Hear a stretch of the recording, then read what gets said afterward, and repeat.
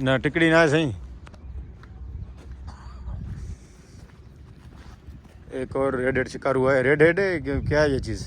अच्छा हाँ है तो ये पोचाड़ का ही नस्ल मेरे ख्याल से।